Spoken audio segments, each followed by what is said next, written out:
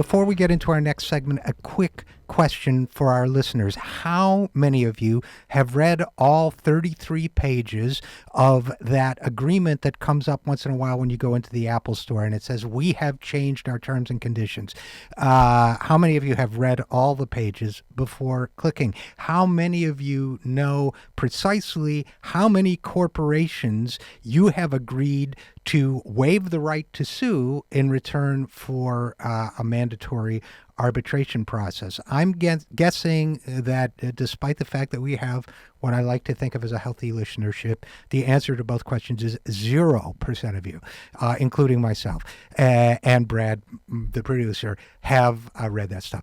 And the reason why that's important is the subject of our next segment. Our next guest, Alex Colvin, is professor of labor relations and conflict resolution at the School of Industrial and Labor Relations at Cornell University. He's also the associate director of the Scheinman Institute on Conflict Resolution, and he is the co-author of a new paper, The Arbitration Epidemic: Mandatory Arbitration Deprives Workers and Consumers of Their Rights. Alex, thanks so much for coming on the program. Well, thanks for having me. So let's just tell us briefly, if you would, the premise of the paper you co-authored with Catherine Stone and what your conclusion is. Sure. Well, arbitration is one of these things that's been around for a long time, and people don't think a lot about it in the day-to-day settings. It's used by unions and management to resolve labor disputes. It's used in the commercial setting between companies to deal with problems, and it's sort of an alternative to going to court. But what people don't know is there's been a real shift in the last 30 years or so, and that's that now, as a result of a series of Supreme Court decisions, companies can now require employees or consumers to agree to arbitrate disputes with a company. And this is something that's put into the terms and conditions when you sign up for a service, for example, a cell phone service. They'll put there in the terms and conditions an agreement that you arbitrate any dispute with a company. A lot of companies also require their employees to agree to arbitrate disputes with them. And this covers everything from claims about your cell phone bill to statutory rights like protections against employment discrimination. So it's all kinds of disputes that you've agreed to arbitrate instead of going to court. And this is something that essentially we as employees or consumers don't really have any choice about. It's something that the company mandates us to agree to if we want to get a job or we want to get a cell phone or credit card to get the basic things we need in life. And so our paper examines this development and looks at what this means for employees and for consumers. See, one of the things that bothers me so much about this trend is that I feel that it's based on really on coercion. In any job market, particularly this one, we need a job. And if we get a job and they make this a condition of employment, we don't have a choice. As you say, we need a cell phone. All the cell phone companies require this. We need credit cards. All the credit card companies require this. So various internet technology companies and so on. So isn't there a coercive element to all of this? Well, there's something that we call in legal terms a contract of adhesion, where you're basically just signing on to something that the company is presenting to you, where there's no real negotiation. And the reality is that is the situation you're in. And what the courts have done is they've treated that kind of situation where you're just being required to sign on to these terms and conditions the same as if you were genuinely negotiating a deal. So if you're a company buying a large building and you're doing a real negotiation back and forth, you sign a contract, and we kind of think you should live with that contract because you negotiated it. If General Motors and the United Auto Workers negotiate a deal for wages, we assume they live with it because they really genuinely negotiated it. But with most of these contracts, there's no negotiation. It's something that you essentially have to sign, and it covers so many of our basic things in life. The cell phone, the credit card, and the job. You just have to take what's presented to you.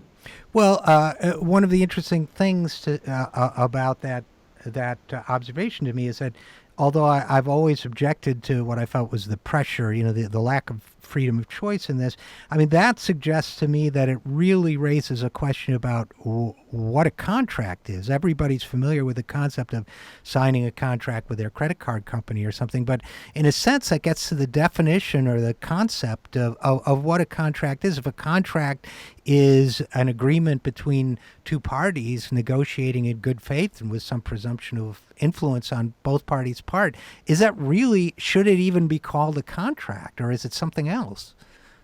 Yeah, it's a really good question because we tend to legally treat all contracts as kind of the same, but they're really not. The reality is there's situations where we let parties negotiate their own deals in business transactions as kind of a normal part of a free market operating. But there's lots of contracts where we actually regulate them more. I mean, there's a reason we have a minimum wage and other regulations, health and safety regulations. You can't sign away your right to a safe and healthy workplace. You can't agree to be discriminated against, right? So we put in place protections because we know there's some kind of contracts that are not the same as others, and some require more regulation.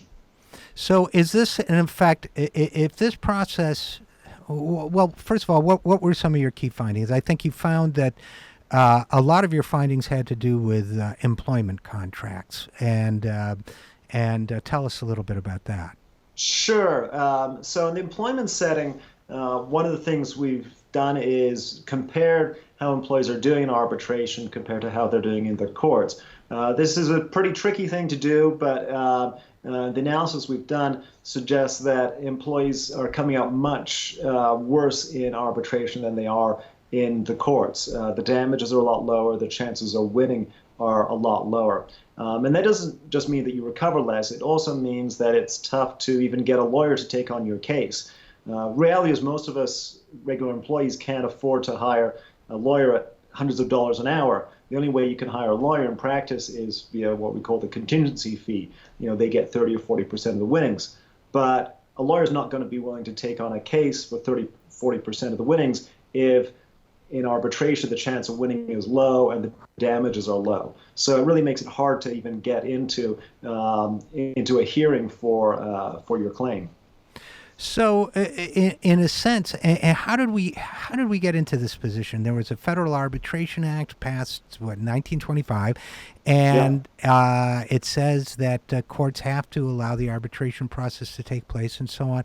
But somehow along the way, this evolved to becoming what sounds like, or reading your paper and talking with you about it, it sounds like it's become a mechanism for bypassing the protections of law that working people and consumers should have. And if so, how did we get there? How did we get here from there? Yeah, part of our paper is looking at the history of how the law changed, because it really changed dramatically back in the 1980s. Before that time, arbitration was used in very different settings. So back in the 1920s, they developed it for commercial arbitration between companies in the same industry, a sort of good informal way of resolving disputes instead of tying up our courts with their disputes. The later labor arbitration became big between union managements, where union and management could jointly figure out problems through arbitration instead of going to the courts. And those were really good uses of arbitration. The problem happened in the 1980s when suddenly the Supreme Court said, well, let's take that model and we'll expand arbitration out and let corporations then use it in all these different settings with employees, with consumers, and to resolve statutory rights. And it was really the Reagan-era Supreme Court that made this shift during the 1980s. It's one of those unexamined revolutions that the court of that era really brought in and shifted the whole relationship between individuals and the law. We're talking with Professor Alexander Colvin about the arbitration process. And let's talk a little bit about what happens when a worker or a consumer goes into the arbitration process. Let's say if they do, in fact, given the difficulty of getting an attorney and so on, and the asymmetry of access to legal horsepower there. Once they get into the process, there is an arbitrator who is presumably appointed. Now, in the I used to be in the corporate world. In the corporate world, sometimes you'd mutually agree on who the arbitrator would be or whatever. But how does that happen? Who is appointed the arbitrator? How does the process go forward? Why does it seem to be so skewed in favor of the corporation? Yeah. So there's different ways in which the arbitrator can be appointed. Where you've got two sophisticated parties represented by attorneys, they can jointly agree on an arbitrator and choose somebody that they know and trust as a real, genuine neutral. At the same time, you also get a lot of situations where there isn't a set arbitrator. Instead, what you do is you go to an arbitration association. There's a couple of big ones in the industry, the American Arbitration Association and a group called JAMS. And those organizations will provide you with a list of arbitrators. Then you jointly select somebody off of that list.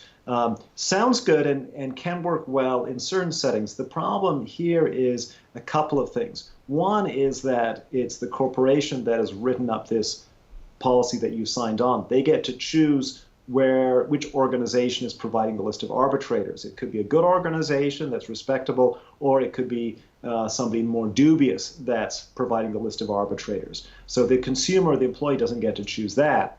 And then secondly, when you get that list of names to choose from, the danger is that the corporation with a really high-powered defense attorney is going to be very sophisticated about picking those arbitrators, have a lot more knowledge about them, and may have actually used some of those arbitrators previously in other cases. And what our research finds is that corporations that are having multiple cases before the same arbitrator tend to do better than situations where the company's never had a case before that arbitrator before. That means there's something that we call a repeat player advantage there for the corporation. Right. Hi, how are you? Good to see you again. Yes, exactly. Now, who are these arbitrators? Are they typically attorneys? Are they retired judges? Are they a mixed bag? So there's a mixed bag. They're mostly attorneys. There's a number of retired judges who do this. This has actually become a problem in some states, particularly out in California.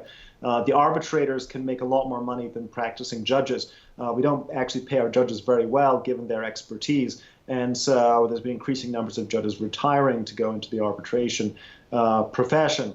One of the big problems here is there's a lot of variation in quality of arbitrators. So there's some very good quality arbitrators out there, but there's also arbitrators who don't have the experience, who aren't really genuine full-time neutrals, who may actually be working as an attorney representing companies one day and as an arbitrator the next day. And that's really problematic. Sure. Right? If you're going in front of somebody who next day is representing a company just like the one you're suing. And last question, last area I wanted to get into with you on this issue of arbitration is from the consumer side. One of the advantages, or one of the tools, I should say, that consumers have is a class action suit. Because if my cell phone company, for example, behaves unethically with me, shafts me, if you will, in some way, it may amount to $1,000, $2,000, hardly enough for me to warrant me hiring an attorney for $250 an hour and so on. But the power of the class action suit is that if they've done it to me, they've presumably done it to thousands of other people. Collectively, we can act. Collectively, we can get some satisfaction in this. And I think your paper points out that this has been an effective way to short circuit the class action process. Is that right? That's right. So what they can do now is you can put into the arbitration agreement that the claim has to be brought individually, that you're not allowed to bring a class action either in court or in arbitration. And there's a very important recent Supreme Court decision in a case involving AT&T, the big cell phone company, that said those kind of provisions, which are in all your cell phone contracts, those are enforceable. And that means you're no longer able to bring a class action. And this is a really big deal. It's kind of a game changer in terms of the litigation world. And lots of companies are doing this. Uber, we've all been hearing about some of these disputes around Uber and their drivers. Well, one of the things Uber has done in recent years is put in arbitration clauses in the agreements with their drivers, and those clauses are trying to ban class actions to prevent class action lawsuits. And so these things are coming up all over the place, and the courts are enforcing them based on this Supreme Court decision from a couple of years back. This is one of the biggest, most problematic developments. Even people I know who support allowing arbitration for regular mandatory arbitration for regular consumer and employee cases don't support the class action waivers. It's a really problematic aspect.